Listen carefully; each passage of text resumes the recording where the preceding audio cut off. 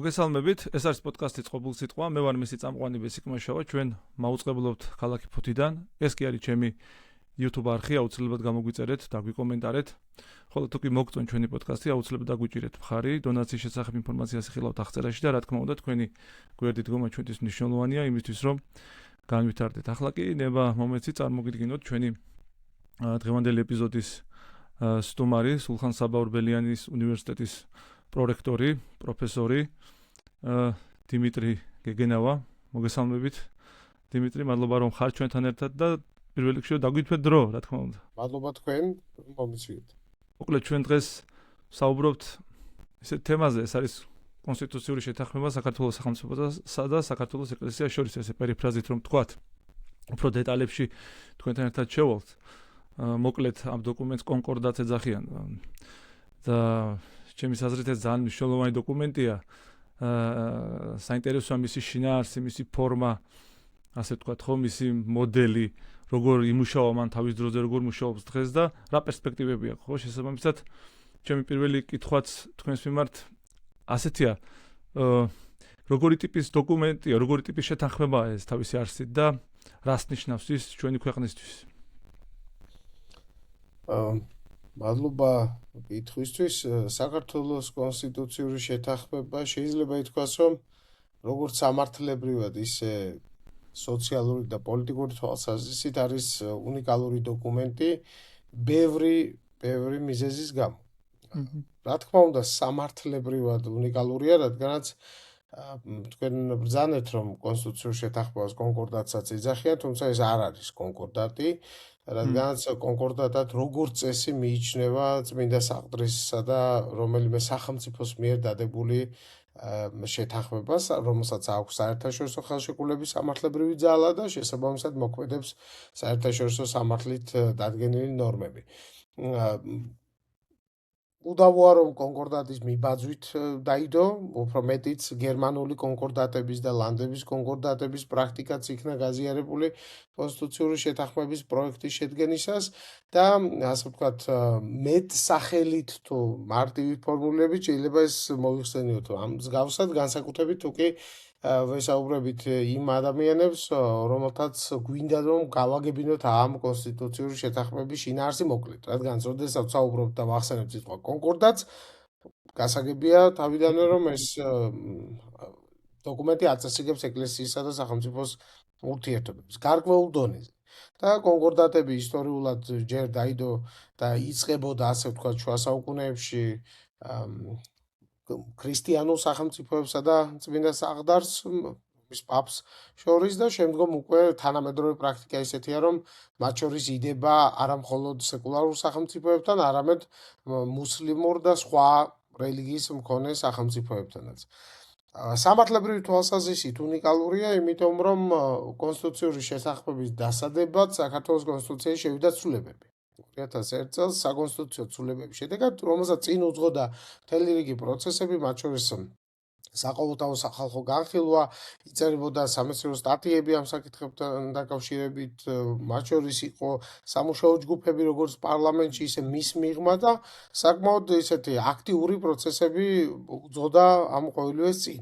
საკონსტიტუციო ცვლილებებმა შესაძლებელი გახადა კონსტიტუციური შეთანხმების დადება, თუმცა იმავდროულად შემოვიდა ერთი უნიკალური რამ ქართულ კანონმდებლობაში.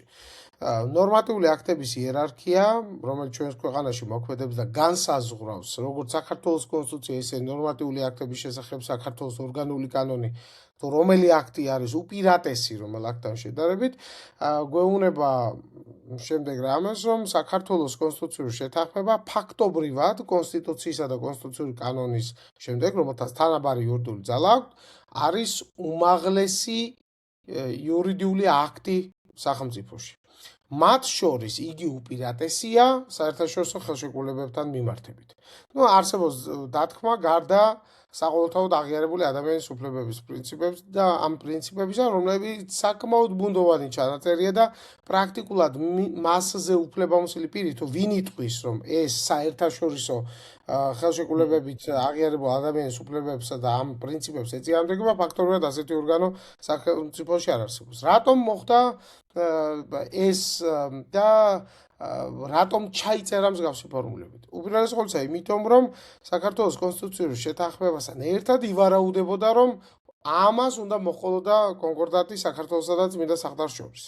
რომლის პროექტიც არსებობს, რომლის პროექტიც წამიკითხავს, რომელთან დაკავშირებითაც სტატიაც მაქვს დადებული და ამაზე თუ რატომ არ შედგა და როგორ მოულოდნელად ჩაიშალა ხელმოწერის ცერემონია, შეგვიძლია ამაზეც ვისაუბროთ. ორიტაპიანი პროცესი იყო ეს თავისი არსით, რა? კი, და ზუსტად იმის გამო, რომ წმინდა საყდარსა და საქართველოს შორის დადებული კონკორდატი იქნებოდა საერთაშორისო ხელშეკრულება, რადგან წმინდა საყდარი არის საერთაშორისო სამართლის სუბიექტი და ავტომატურად იქნებოდა ნებისმიერ შიდა სახელმწიფოების შეთანხმებაზე მაღალი დოკუმენტი იერარქიულად. კონსტიტუციური შეთანხმებას უნდა მინიჭებოდა ისეთი ძალა, რომლითაც იგი წმინდა საყდარსა და საქართველოს შორის შეთანხმებაზე იქნებოდა უფრო მაღალი იურიდიული აქტი.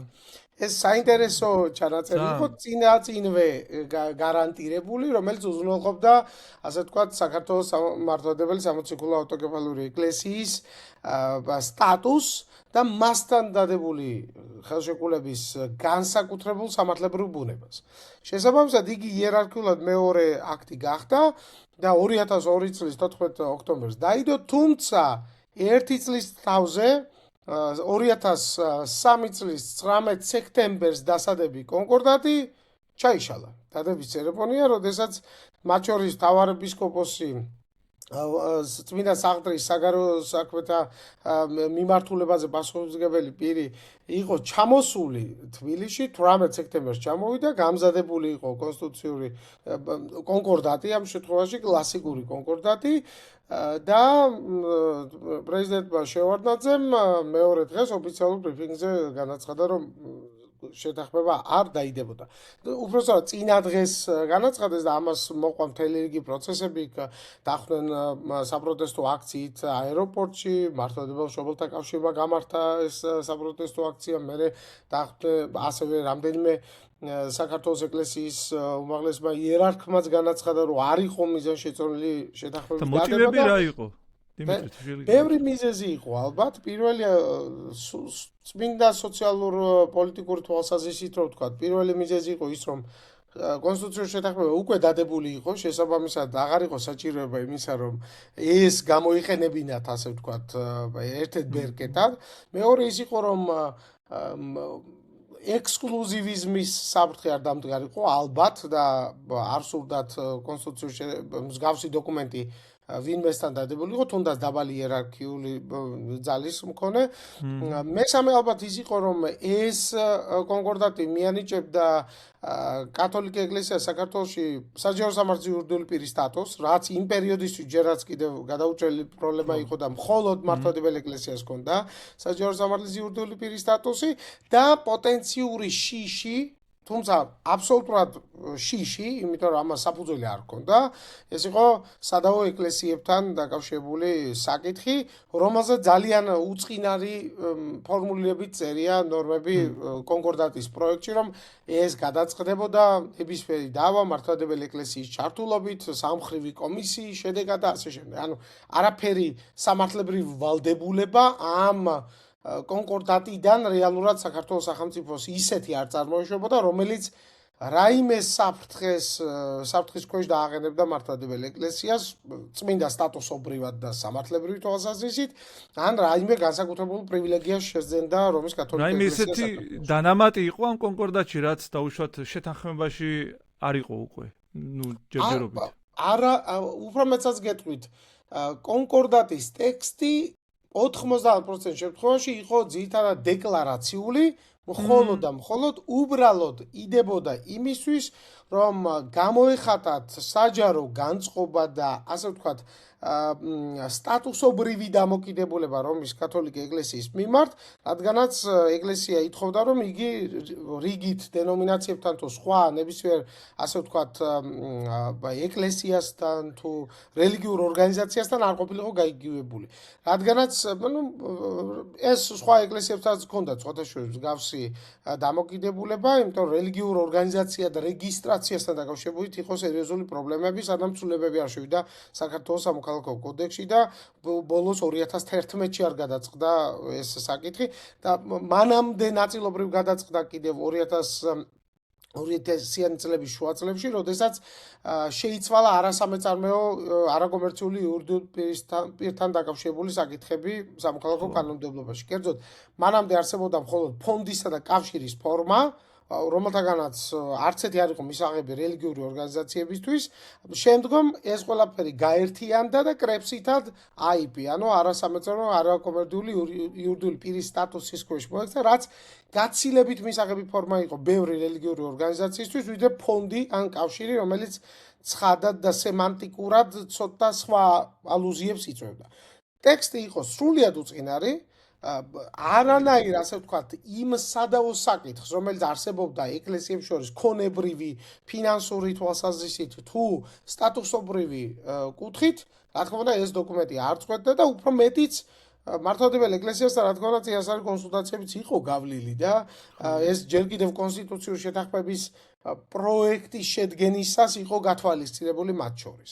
თუმცა მოულოდნელად ამ საკუთრივ კონსტიტუციური შეთანხმების დადების შემდეგ კონკორდატის დადება გადაიფიქრეს და ძალიან დიდი წვლილი მიუძღვის ამაში საქართველოს მართლმადიდებელ ეკლესიას, რომლის განცხადებები სხვადასხვა დღემდე იძებნება.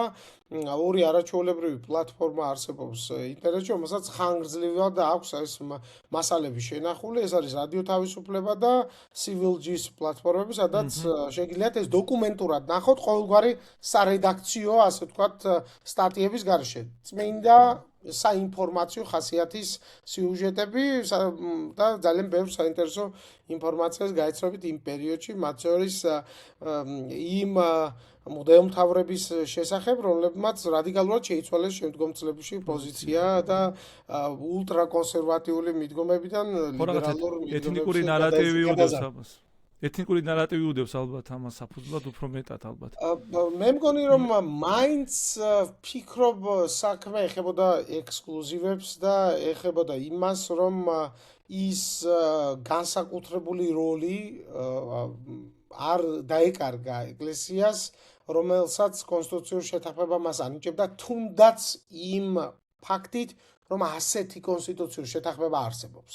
სულ რომ თავი დავანებოთ იმ შინაარს და იმ ასე ვთქვათ უპირატესობებს თუ ძალიან ბევრ კარგ ეკლესიისთვის კარგ მომენტს, რომელსაც კონსტიტუციური შეთანხმება ითვალისწინებს. თვითონ საკუთრივ ფაქტიც კი, რომ საქართველოს მართლმადიდებელი ეკლესია არის ერთადერთი, რომელთანაც სახელმწიფოს აქვს კონსტიტუციური შეთანხმება განსაკუთრებული საკონსტიტუციო და ზოგადად იურიდიული სტატუსის მქონე დოკუმენტი დადებული, ესეც კი განაპირობებს დიდწილად მის განსაკუთრებულ სამართლებრივ სტატუსს, რომელიც შემდგომ სხვადასხვა ფორმით არაერთხელ იქნა საკონსტიტუციო სასამართლოში გასაჩივრებული და საკონსტიტუციოს მოუწია მართლა ბეწვის ხიდზე გავლა და პოლიტიკურად, სამართლებრივად თუ სოციალურად მაქსიმალურად კორექტული გადაწყვეტილებების მიღება, რომ თან სამართლიანი გადაწყვეტილებაც მიეღო და თან ამ ექსკლუზიურობისთვის საფრთხე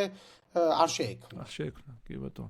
მე რა მაინტერესებს დიმიტრი, ასეთი დოკუმენტების დავუშვათ ამ შემთხვევაში მე საქართველოს გამოცდილება უფრო მაინტერესებს, მაგრამ ახლა თქვენ სხვა გამოცდილებას ახსენეთ, ალბათ ამაზე პასუხი უფრო ყოვლის მომცველი იქნება. რა განაპირობებს ასეთი ტიპის დოკუმენტების აუცილებლობას, ასეთი შეთანხმებების აუცილებლობას იურიდიულ და სამართლებრივ სახელმწიფოში?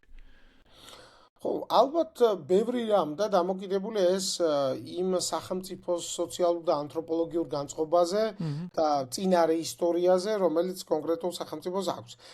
სხვათა შორის ძალიან ხშირად ეკლესია სახელმწიფოს ურთიერთობებში ესეთი დილეტანტიზმი სამწუხაროდ საკმაოდ გავრცელებული მოვლენაა, მათ შორის ძალიან დასაფასებელი და თავის საქმეში პროფესიონალი ადამიანების მხრიდანაც. იმიტომ რომ რაღაცას ნახავენ ან წაიკითხავენ კონკრეტულ სახელმწიფოში ასეა და ავტომატურად იგულისხმება, რომ ეს არის მოდელური ვარიანტი და ჩვენთანაც უნდა იყოს ასე. მაგრამ ძალიან ხშირად მომისმენია ეკლესია სახელმწიფოს ურთიერთობების ფრანგული მოდელი, როგორც საუკეთესო ნიმუში ეკლესიას სახელმწიფოს ურთიერთობებში, როცა სეკულარიზმის კვლევების და რელიგიის კვლევების საწყის ეტაპზე მყოფმა სტუდენტმაც კი იცის, რომ ფრანგული მოდელი ეს არის გამონაკლისი მოდელი და გამონაკლისი არ შეიძლება ზოგადი წესების აგება. და ეს არის ერთ-ერთი ყველაზე აგრესიული ფორმა ეკლესიას სახელმწიფოს ურთიერთობაში, რომელიც საფრანგეთს საკონსტიტუციო დონეზე აქვს გამტკიცებული და დაახლოებით საუკუნენახევრიანი უწყვეტი პრაქტიკა აქვს ამის. სხვათა შორის, როდესაც ევროსასამართლო განიხილავს კონკრეტულ საქმეს, მსგავსი შინაარსის საქმეს, მაგალითად ჰიჯაბის ტარების აკრძალვას, სახის შენიღბის აკრძალვას და ასე შემდეგ, ის სტანდარტი, რომელიც საფრანგეთის შემთხვევაში გამოიყენება, ვინაიდან საფრანგეთს საკონსტიტუციო დონეზე აქვს ეს გამტკიცებული და ყველა რელიგიის მიმართ მსგავსი დამოკიდებულება აქვს, არის აბსოლუტურად სხვა და იგივე საქმე რომ განიხილოთ მაგალითად საქართველოს ან გაერთიანებული სამეფოს ან ესპანეთის შემთხვევაში, რომელიც პრორელიგიურ სახელმწიფოებად მიიჩნევა სოციალური თვალსაზრისით, მათ შორის მისი მოსახლეობის რელიგიური განწყობების თვალსაზრისით, ჩვენ შემთხვევაში სხვა გადაწყვეტილება იქნება მიღებული, საფრანგეთის შემთხვევაში სხვა გადაწყვეტილება. და ეს აბსოლუტურად ლოგიკური და სწორია, ვინაიდან არ შეიძლება სამართლიანობის ერთ ასე ვთქვათ ქარგაზე გამოჭრა და ყველასთვის მსგავსი სტანდარტის მისადაგება, რადგანაც ხშირად ეს ხელოვნური ეგალიტარიზმი გაცილებით მეტად არღვევს ადამიანის უფლებებს,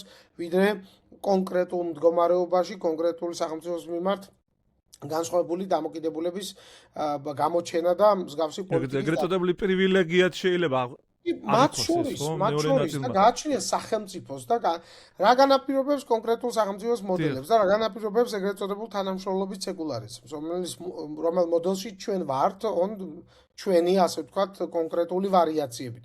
განაპირობებს უპირველეს ყოვლისა სახელმწიფოში ცალკე სახელმწიფოს ისტორია, განაპირობებს მათ შორის ეკლესიის როლი და სტატუსი საუკუნეების განმავლობაში სახელმწიფოს ფორმირების, განვითარების თუ გამოწვევების პროცესში, განაპირობებს სოციალური და ეკონომიკური განწყობებით, მათ შორის, არა მხოლოდ სოციალური, არამედ ეკონომიკურიც, და რაც თავარია, თუ კიდე გაიგო კონკრეტულ სახელმწიფოში რელიგიას რა როლი უკავია, აუცილებლად უნდა ერკვეოდე კარგად რელიგიის კვლევებშიც და ანთროპოლოგიაშიც, რადგან ეს ყველაფერი ჯამში კულტურის კვლევების ფორმატშიც, მათ შორის ქმნის განწყობას თუ რომელ სახელმწიფოს რა ფორმა აქვს არჩეული. ის რომ მაგალითად შეერთებულ შტატებს აქვს ლიბერალური სეკულარიზმის მოდელი, სადაც სახელმწიფო იჭერს ნეიტრალურ პოზიციას, როგორც ფედერალურ ისე შტატის დონეზე, არაფინანსებს ეკლესიას, როცა ეკლესიაზე ვსაუბრობთ, ბუნებრივია რელიგიური ორგანიზაცია იგულისხმება, იმიტომ რომ ეს სეკულარიზმში, რელიგიის კვლევებსა და კონსტიტუციონალიზმში ეკლესიას არა მხოლოდ ქრისტიანულ საკრებულოს უწოდებენ, არამედ ისლამური თემით და იუდეური თემით სტატუსობრივად ეკლესია, უბრალოდ ეს ქართულად ცოტა სხვანაირად ჟღერს, რადგან ბერძნული ტერმინი გვაქვს ეკლესია, თორე ინგლისურად როდესაც church ამბობენ, მხოლოდ ქრისტიანული საკრებულო არ იგულისხმება. აქ ამიტომ ესეც რელიგიური ორგანიზაციები გასაგებია. ლიბერალური სეკულარიზმი შეერთებულ შტატებში განაპირობა ზუსტად იმან, რომ ძალიან მულტირელიგიური, მულტიეთნიკური სახელმწიფო შეიქმნა, სადაც გამორიცხული იყო რელიგია ყოფილიყო საზოგადოების გამაერთიანებელი სტატუსის მქონე სოციალური ინსტიტუტი. გამორიცხული იყო უბრალოდ.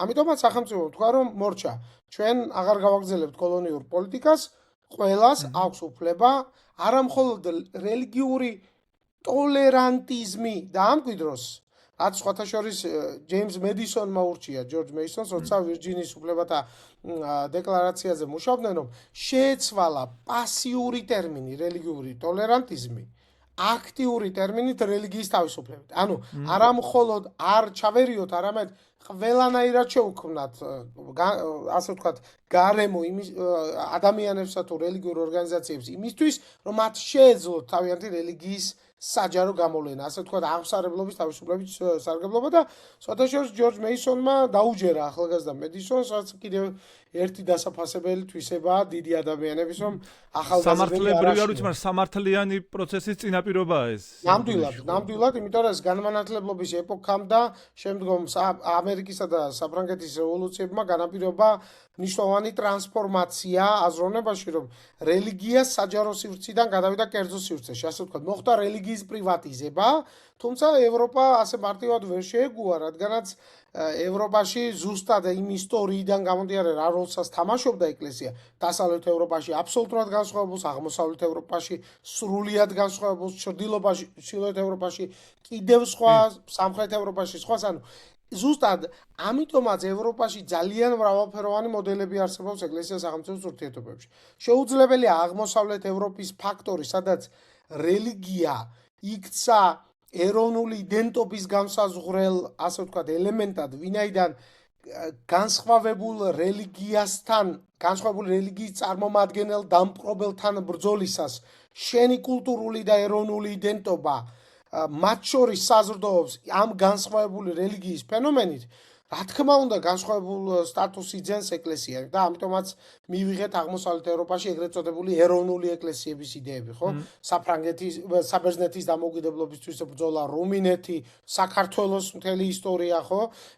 მათ შორის ბულგარეთი და ბევრი სახელმწიფო, რა თქმა უნდა, აქ ეკლესიას და კონკრეტულ დენომინაციებს აქვს აბსოლუტურად განსხვავებული ფუნქცია, ვიდრე მაგალითად ეს შეიძლება ყოფილიყო ესპანეთში, მით უმეტეს გერმანიაში და მით უმეტეს სკანდინავიურ სახელმწიფოებში. აი მაგალითად რომ ავიღოთ ფინეთი, რომლის მოსახლეობის უდიდესი ნაწილი ევანგელურ ლუთერული ეკლესიის აღმსარებელია, ფინეთს აქვს სახელმწიფო ეკლესიის მოდელი და 1%-ზე უფრო ნაკლები აღმსარებლობის მქონე ფინეთის მართლმადიდებელ ეკლესიას აქვს სახელმწიფო ეკლესიის სტატუსი ასევე.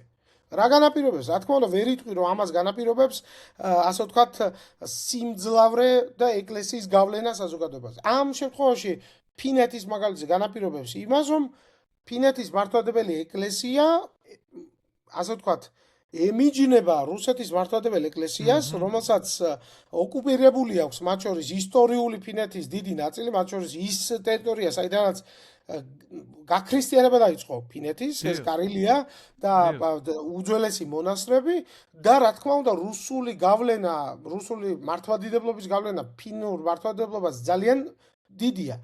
იმისათვის, რომ ფინეთის ეკლესია იყოს თვითმყოფადი და ავტონომიური ეკლესიის სტატუსით იგი ემორჩილებოდა მსოფლიოს საპატრიარქოს და არ ქონდეს რუსეთს ძალიან დიდი გავლენა, ფინეთის სახელმწიფომ გადაწყვიტა, რომ სახელმწიფო ეკლესიის სტატუსი მიენიჭებინა ფინეთის მართლმადიდებელი ეკლესიისთვის. დემარკაციის აქტი იყო სოციალური თვალსაზრისით, ანუ უმრავლესობის თვალსაზრისით, ნონსენსია, იმიტომ რომ 1%-ზე ნაკლები ყავს აღმსარებელი. მაგრამ სახელმწიფოებრივი და პოლიტიკური თვალსაზრისით აბსოლუტურად გამართლებულია და ამასთან დემარკაციისა და დისტანცირების აქტი იყო რუსეთისგან, როგორც პოლიტიკური, ასევე რეალური სუვერენიტეტისა და დამოუკიდებლობის უზრუნველსაყოფა და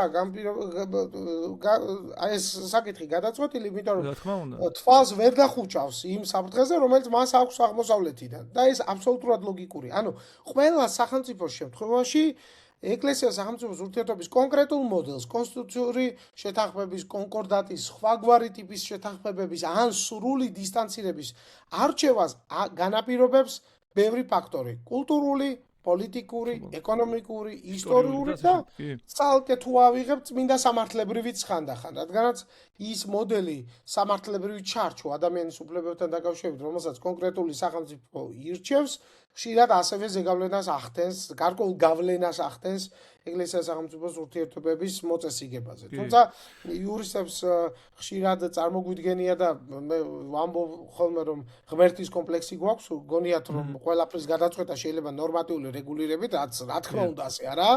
ნორმატიული რეგულირება არის უბრალოდ ფორმა, რომელიც უნდა ეფუძნებოდეს სოციალურ, პოლიტიკურ, ეკონომიკურ და მათ შორის ანთროპოლოგიურ ასპექტებს. რაც სამწუხაროდ ხშირად იგნორირებულია ხოლმე, რაც უფრო აღმოსავლეთით მოვდივართ კლასიკური ევროპული დემოკრატიული წესწყობილებებიდან. ხო, აი თქვენ ძალიან საინტერესო საკითხებს შეეხეთ. უბრალოდ მე ერთი მომენტი მაინტერესებს აქ და საქართველოს კონტექსტში გასაგებია უკვე ანუ რელიგიურობის ფენომენი იმ თავით ვერ რატო დაუკავშირდა ქრისტიანობას და განსაკუთრებით მართლმადიდებლურ ტრადიციას. ხო, ანუ თქვენ რო ახსენეთ სხვაგან სადღაც მულტირელიგიურ დენომინაციური გაგება აქვს რელიგიურობას, მაგრამ საქართველოში რელიგიურობის ფენომენი უკავშირდება პირდაპირ პროპორციულად, ასე ვთქვათ, ქრისტიანობას და მართლმადიდებლობას, ხო, საკუთრივ. ანუ დღესაც კი რთულია ამ შემთხვევაში ეს დენომინაციური კონტექსტი გააჟღერო, ხო, იმ თავითვე, იმიტომ რომ თითოეული ქართველი საკუთარ თავს აიგივებს რელიგიასთან, მაშინ სადამე ქრისტიანობასთან. ხო, ეგ მნიშვნელოვანია. სხვათა შორის რაც უნდა უცნაური იყოს, დღეს უფრო რთულია, ვიდრე მაგალითად 1 საუკუნის წინ იყო.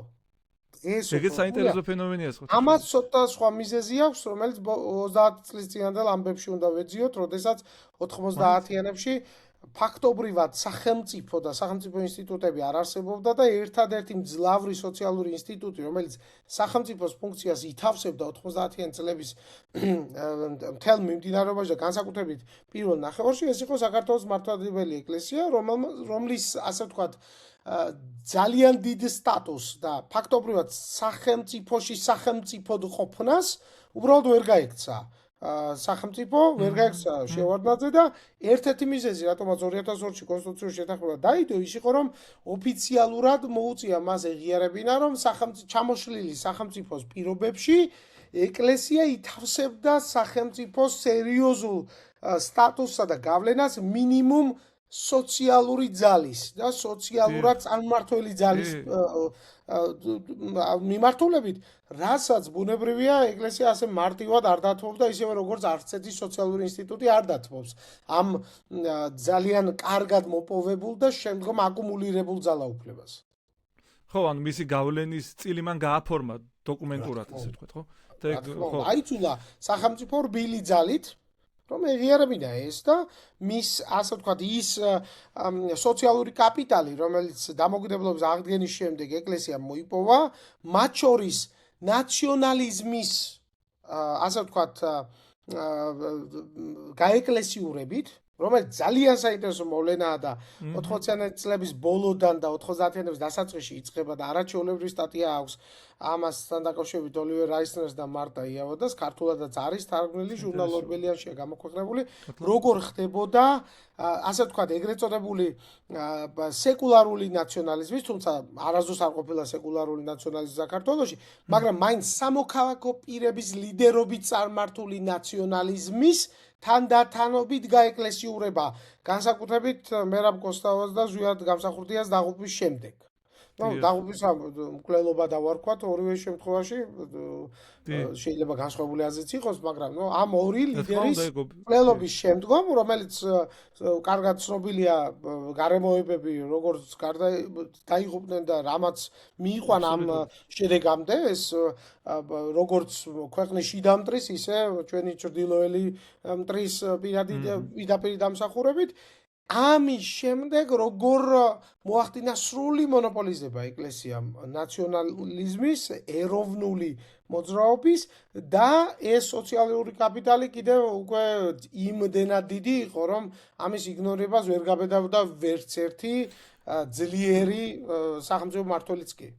და ეს იყო ინტერპრეტირებული ძალაუფლების კონტექსტში უკვე, ანუ მან სწორად გაიაზრა, სწორ კონტექსტში, სწორ დროს, როდის უნდა გაეკეთებინა ის, რაც გააკეთა ამ შეთანხმების სახით რა.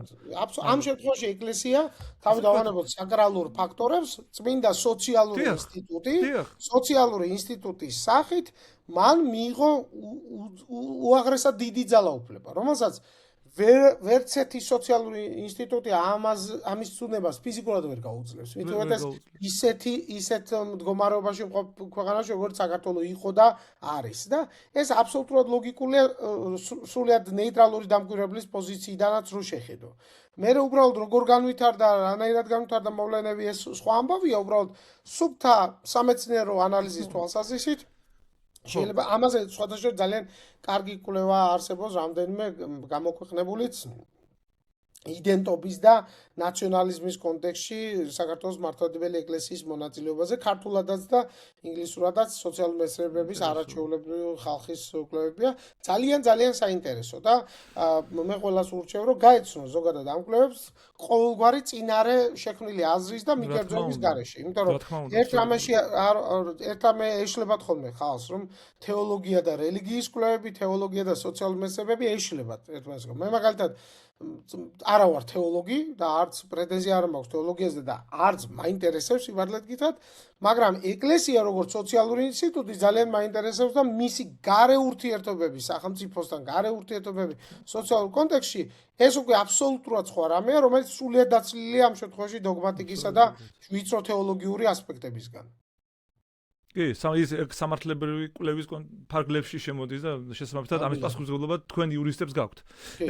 მე რა მაინტერესებს, დიმიტრი, თქვენ ახსენეთ სეკულარიზმი და მეორე მხრივ ჩვენ ახლა ვსაუბრობთ კონკრეტულ შეთანხმებაზე, ხო, სახელმწიფოსა და ეკლესიას შორის და საქართველოს პირობებში, როცა ჩვენი კონსტიტუცია დეკლარირებულად სეკულარულია. ამ შემთხვევაში ეს ორი რამ როგორ თავსდება ერთმანეთთან, იმდენად თქვენ ხართ ამ კონკრეტული საკითხის მკვლევარი. როგორ ათავსებთ ამას, როგორ ხსნით ამ პირობებში ამ ჩვენი კონსტიტუციის სტატუსს?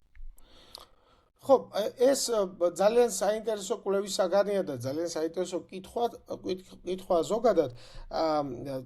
ძალიან ზედაპირული პასუხი რო გავცეთ, რელიგიის თავისუფლება და თანამშრომლობითი სეკულარიზმი, მათ შორის თანამშრომლობა კონკრეტულ რელიგიასთან ან ამ რელიგიებში შიგნით კონკრეტულ დენომინაციასთან პრობლემური ცალკე აღებული, ასე თქვა, წმინდა და აღებული პრობლემა არ არის ამაში, სრულიად თავსებადია, ამასთან დაკავშირებით უამრავი სახელმწიფო პრინციპი არსებობს. რა არის მთავარი პრინციპი? შეგიძლია თანამშრომლობით სეკულარიზმი კონდეს კონკრეტულ რელიგიებთან ან კონკრეტულ რელიგიასთან თანამშრომლო, ოღონდ უმთავრესი პრინციპი ევროსასამართლოს მიერ რაც არის დადგენილი და ზოგადად ევროპული სტანდარტი არის, ამ თანამშრომლობამ არ უნდა მოახდინოს სხვა რელიგიებისა თუ დენომინაციების დისკრიმინაცია. ეს არის, ანუ ვიღაცის პრივილეგიების ხარჯზე არ უნდა ვიღაცის პრივილეგიებით არ უნდა დავამცროთ და დავაკნინოთ სხვათა უფლება. თუმცა ეს გაპირობებულია. ისე თანასწორობის, ისე ნებისმიერი სხვა რამ. ანუ ეს უნდა იყოს დაბალანსებული საჯარო და კერძო ინტერესების დაბალანსების კუთხით. არის უაღრესად მნიშვნელოვანი საკითხი და ძალიან თხელი მიჯნა არსებობს, როდის შეიძლება უკვე გადაიზარდოს ადამიანის ძირითად უფლებების დარღვევაში და მათ შორის რელიგიური უმცირესობების უფლებების დარღვევაში. ამ ზღურის დაჭერა რაც უფრო მყიფე დემოკრატიის ან ჰიბრიდული დემოკრატიის ქვეყანა ხარ, რა თქმა უნდა, უფრო რთულია და გაცილებით მარტივია გადახვიდე მეორე უკიდურესობაში, როდესაც თანამშრომლობით სეკულარიზმს ადგენს სახელმწიფოში, არამედ გაცხადებულ ფავორიტიზმსა და პრივილეგირებული რელიგიის სტატუსს ანიჭებ de facto თუ de iure კონკრეტულ რელიგიურ ორგანიზაციას. ზოგადად წმინდა სამართლებრივი ფორმატით, ეს ჯერ კიდევ 2002 წელს საქართველოს საკონსტიტუციო სასამართლომ განმარტა თავისი განჩინებით, რომ კონსტიტუციური შეთანხმების დადება ამ შემთხვევაში საქართველოს მართლმადიდებელ ეკლესიასთან არავითარ შემთხვევაში არ გულისხმობს ამ კონსტიტუციური შეთანხმებით იმგვარი, ასე ვთქვათ, სამართლებრივი უპირატესობების შექმნას მართლმადიდებელი ეკლესიისთვის, რომელიც დააკნინებდა და დაამცრობდა სხვა ეკლესიებს. ანუ ეს სტატუსი თუნდაც კონსტიტუციური შეთანხმების დადებამ არ შეიძლება კანონმდებლობაზე იქონიოს ისეთი გავლენა, რომ ამან მოახდინოს სხვების დისკრიმინაცია. და ეს არ გულისხმობს, მათ შორის ნათქვამი აქვს, რომ განსაკუთრებული ისტორიული სტატუსი არ გულისხმობს და არ შეიძლება გულისხმობდეს ღიად გამოკვეთილ ფავორიტიზმსა და სამართლებრივად გადათარგმნილ უპირატესობას რაიმე კუთხით. ეს აქვს ნათქვამი სხვათა შორის ცნობილი განჩინება არსებობს, ერთადერთი ცნობილი განჩინება ამ კუთხით, რომელიც სტატუსობრივად განაპირობებს ამას, შემდგომ უკვე განაწყვეტილებები და განჩინებები აქვს მიღებული, მათ შორის საგადასახადო შეღავათებთან დაკავშირებით, ქონებრივ საკითხებთან დაკავშირებით, მაგრამ ეს განჩინება იმითაა მნიშვნელოვანი, რომ აქ საკონსტიტუციო ცხადად უსვამს ხაზს და ცხადად და ნათლად ამბობს იმას, რომ ეს ამან არ შეიძლება განაპირობოს დისკრიმინაციული პროცესები სხვა რელიგიის მიმართ და არ უნდა იქნეს ამგვარად ინტერპრეტირებული და დეფორმირებულად აღქმული თავად კონსტიტუციური შეთანხმების არსებობის ფაქტი. ხო, ეგ სამართლებრივი ნარატივი ამგვარი უნდა იყოს და ცხადია საკონსტიტუციო სასამართლოს ეგ შეფასება ამ შემთხვევაში ამ პროცესს დაარეგულირებს. თუმცა მეორე მხრივ ამ შეთანხმებამ ესე იგი სოციალურ პოლიტიკურ კონტექსტში აბსოლუტურად საწინააღმდეგო მიმართულებით წაიყვანა პოლიტიკური, სოციალური, კულტურული პროცესი საქართველოში ზუსტად მას მერე რაც ეს დოკუმენტი ძალაში შევიდა, ხო?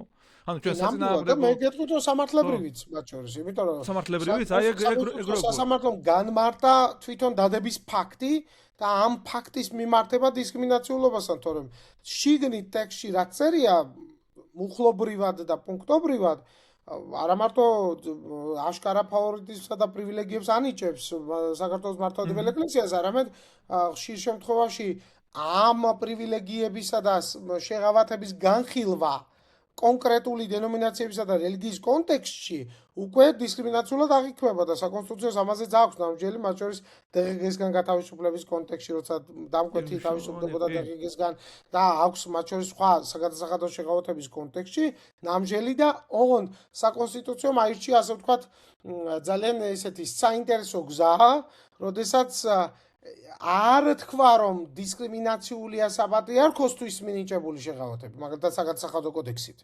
არამედ თქვა რომ ეს შეღავათი სხვა რელიგიურ ორგანიზაციებსაც უნდა ჰქონდეთ და სიტყვათ შეთანხმება საქართველოს საპატრიარქოში, მაგალითად საგადასახადო კოდექსში არსებულ ამ სიტყვათ შეთანხმებაში კონკრეტულ მუხში იგულისხმა და თქვა რომ აქ იგულისხმება ყველა რელიგიური ორგანიზაცია. რა თქმა უნდა, წმინდა სამართლებრივად ვიწროდ თუ აღვიქვამთ, ამას აბსოლუტური ნონსენსია, იმიტომ რომ საქართველოს საპატრიარქოში კონსტიტუციური შეთანხმება ამბობს, რომ იგულისხმება საქართველოს მართლმადიდებელი ეკლესიის საპატრიარქო, რა თქმა უნდა.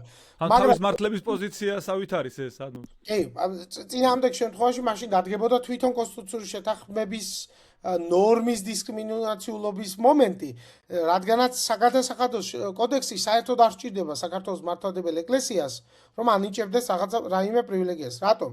იმიტომ რომ საქართველოს კონსტიტუციური შეთანხმების თანახმად საქართველოს მართლმადიდებელი ეკლესია ნებისმიერი გადასახადისგან გათავისუფლებულია და საქართველოს საგადასახადო კოდექსი იერარქიულად იმყოფება სამი საფეხურით ქვევით, ვიდრე კონსტიტუციური შეთანხმება. შესაბამისად, საერთოდ რომ არაფერი ეწეროს საქართველოს საგადასახადო კოდექსში რელიგიურ ორგანიზაციებთან, საქართველოს საპატრიარქოსთან დაკავშირებით, საქართველოს მართლმადიდებელი ეკლესია მაინც გათავისუფლებული იქნებოდა, იმიტომ რომ კონსტიტუციისა და კონსტიტუციური კანონის შემდგომ უმაღლესი აქტითაა გათავისუფლებული. უფრო მეცაც გეტყვით. ორ გადასახადში გამორჩენილია საგადასახადო შეღავათებში თვითონ საგადასახადო კოდექსში. არ წერია საქართველოს საპატრიარქო. მაინც გათავისუფლებულია გადასახადისგან, იმიტომ რომ იქ რომ გამორჩა არ ნიშნავს იმას, რომ ამის გამო უნდა დაიკისროს ამ გადასახადი, რადგანაც თვითონ კონსტიტუციური შეთანხმება ამბობს, რომ ნებისმიერი ტიპის გადასახადისგან გათავისუფლებულია საკუთრივ, როგორც საჯარო სამართლის იურიდიული პირი საქართველოს მართლმადიდებელი ეკლესია. თქვენ თქვით, რომ ეს საგადასახადო კონტექსტი ვრცელდება, ან პოტენციურად უნდა გავრცელდეს სხვა რელიგიურ ორგანიზაციებში, ეს ასე ხდება თუ არა? კი, და იმ ნაწილში ორი რამე რო გამომიჯოთ, საქართველოს საგადასახადო კოდექსი განმარტავს თუ რას ნიშნავს რელიგიური ორგანიზაცია და განმარტავს რა იმ მთელ რიგ გადასახადებს, რომლებიც არ ვრცელდება რელიგიურ ორგანიზაციებზე, როგორც რა თქმა უნდა, არა მომგებიან იურიდიულ პირებზე, იმიტომ რომ ისინი საგადასახადო საქმიანობას არ ეწევიან კლასიკურ ეკონომიკურ საქმიანობას და განმარტავს ასევე კონკრეტული გადასახადების ფორმატში, რომელი გადასახადებისგან თავისუფლდება ან შეღავათი აქვს დადგენილი რელიგიურ ორგანიზაციებს. ეს ზოგადი რეჟიმი არსებობს, რომელიც ვრცელდება ყველაზე, მაგრამ ამისგან განსხვავებით საგადასახადო კოდექსში იყო რამდენიმე მუხლი, რომელიც მხოლოდ საქართველოს საპატრიარქოზე ვრცელდებოდა და ზუსტად ამ კონტექსტში თქვა საკონსტიტუციო სასამართლოს, რადგანაც მიეცა შესაძლებლობა, რომ ემსჯელა საქართველოს საპატრიარქოს კონკრეტულ შეღავათზე. რა თქმა უნდა, ბუნებრივია ვერ ითხოვდა, რომ ეს დისკრიმინაციულია, იმიტომ რომ ამ შემთხვევაში უნდა განეხილა კონსტიტუციური შეთანხმების კონსტიტუციურობის საკითხიც, რაც არ იყო გავაში დაყენებული და ხუმრობით რომ ვთქვა, ორი თავი არც არავის ექნება, რომ კონსტიტუციური შეთანხმების კონსტიტუციურობა დააყენოს კითხვის ნიშნის ქვეშ საკონსტიტუციო სამართალწარმოების გზით, მაგრამ რადგანაც ერთ დენომინაციას ჰქონდა შეღავათი დადგენილი, მან თქვა, რომ ამაში მოდი გავაფართოვოთ და გაფართოებული ტელეოლოგიური ინტერპრეტაციით მიზნიდან ამოვიდეთ და ვიგულისხმოთ ყველა რელიგიური ორგანიზაცია. და იმ ორი ტიპის გადასახადზე სხვა რელიგიურ ორგანიზაციებსაც მისცა უფლება ესარგებლა საგადასახადო შეღავათი. კანონში ცალკე ჩანაწერი მოხდა. აბსოლუტურად სწორად მოიქცა, მაგრამ აი ვიწრო სამართლებრივად ცოტა უცნაური გადაწყვეტილება, ვინაიდან საქართველოს საპატრიარქოში არ შეიძლება იგულისხმებოდეს რელიგიური ორგანიზაციები. თუმცა გადაწყვეტილების პათოსი აბსოლუტურად სწორია და რა თქმა უნდა სხვა რელიგიურ ორგანიზაციებსაც უნდა ესარგებლოთ ამ შეღავათით, რომელიც პირდაპირ გეტყვით, პრაქტიკულ დონეზე ძალიან სიმბოლურია. და თვითონ იმ ასე ვთქვათ შემსრულებლებს, რომლებიც დაკვეთას ასრულებენ და მაგალითად რესტავრაციას ახდენენ ეკლესიების ნაგებობების, საკულტო ნაგებობების ან აშენებენ და ასე თვითონ არ უღირთ დღეს-დღესგან გათავისუფლება საგანსახადო მიზნებისგან, მაგრამ სიმბოლური იყო და რატომაც არა. უნდა ქონოდა, რა თქმა უნდა, სხვა რელიგიურ ორგანიზაციებსაც მსგავსი შეღავათი. მსგავსი პრაქტიკები სხვა ქვეყნების პრაქტიკაში გვხვდება, ეგ საგადასახადო განთავისუფლება. საგადასახადო შეღავათები არა მხოლოდ თანამშრომლობით სეკულარიზმში გვხვდება, არამედ ლიბერალურ სეკულარიზმშიც გვხვდება. მათ შორის ლიბერალურ სეკულარიზმისთვის, მაგალითად, ევერსონის საქმეზე ჯერ კიდევ თითქოს 80 წლის წინ დაადგინა შეერთებული შტატების უმაღლესმა სასამართლომ აკრძალვა, რომ ფედერალურ, შტატის და ადგილობრივი თვითმმართველობის დონეზე აკრძალა ნებისმიერი სახის ფინანსური დახმარების მიცემა რომელიმე რელიგიური ორგანიზაციისთვისაც. მაგრამ ეს არ გულისხმობს იმას, რომ შეგიძლია არ გამოართვა. ანუ არ შეგიძლია მისცე თანხა, ფული, ქონება პირდაპირ, მაგრამ შეგიძლია არ დაბეგრო. თუმცა არ დაბეგროში, რა თქმა უნდა, ყველა თანაბრად უნდა გაითვალისწინო და აიარეს ეს ასე ვთქვათ, შემოსავლების სამსახურს, გადასახადების ადმინისტრაციას პასუხისმგებელ ორგანოს დადგენილი აქვს 14 პუნქტიანი ასე ვთქვათ, ნიშნები, რას და წინაპირობები, რას უნდა აკმაყოფილებდეს ორგანიზაცია იმისათვის, რომ იგი მიჩნეულ იქნეს რელიგიურ ორგანიზაციად, რომ ისარგებლოს საგადასახადო შეღავათებით. საგადასახადო შეღავათები ძალიან მნიშვნელოვანია, მათ შორის შეერთებულ შტატებში და სარგებლოს ყველა რელიგიური ორგანიზაცია აბსოლუტურად. უბრალოდ ლიბერალური სეკულარიზმის მახასიათებელი ისაა, რომ პრივილეგირებული რელიგია არ არსებობს არავითარ შემთხვევაში და თუ რამე შეღავათია, შეღავათი ვრცელდება ყველაზე. თუ რაიმე არ არის, ასე ვთქვათ, საგადასახადო შეღავათის კუთხით არ არის არც ეძე. აი თანამშრომლობის სეკულარიზმში უკვე დიფერენციაცია შემოდის. კი ბატონო. მე აქ რა მაინტერესებს იცი დიმიტრი? ხა ჩვენ რეალურად ვსაუბრობთ მე მაინტერესებს შეღავათი, მე მესმის ალბათ განსხვავებით დაუშვათ ჩვეულებრივი ესე იგი სახელმწიფო ან ნებისმიერი კერძო ბიზნესიდან განსხვავებით კონკრეტულ რელიგიურ ორგანიზაციას დაუწესოთ რაღაც მინიმალური ნომინალური გადასახადო შეღავათი მე ასე მესმით. თუ სრულიად გაუქმებული საგადასახადო ორივე ფორმა გულისხმობს შეღავათს საბოლოო ჯამში. მე რატომ ამბობ იცი? სრულიად განთავისუფლება უფრო შავი ფულის ლეგიტიმაციის წინაპირობებს აჩენს. არა, რა თქმა უნდა, აქ იგულისხმება უშუალოდ რელიგიურ საქმიანობასთან, ანუ ის, რასაც საკუთრივ იურიდიული პირი რელიგიური ორგანიზაცია ასრულებს.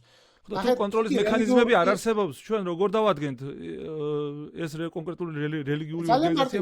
ძალიან მარტივად. თუ კი რელიგიურმა ორგანიზაციამ ბიზნესი დაიწყო ან საქმე წამოიწყო, იქ რელიგიური ორგანიზაციის მიზნებს უკვე ცდება.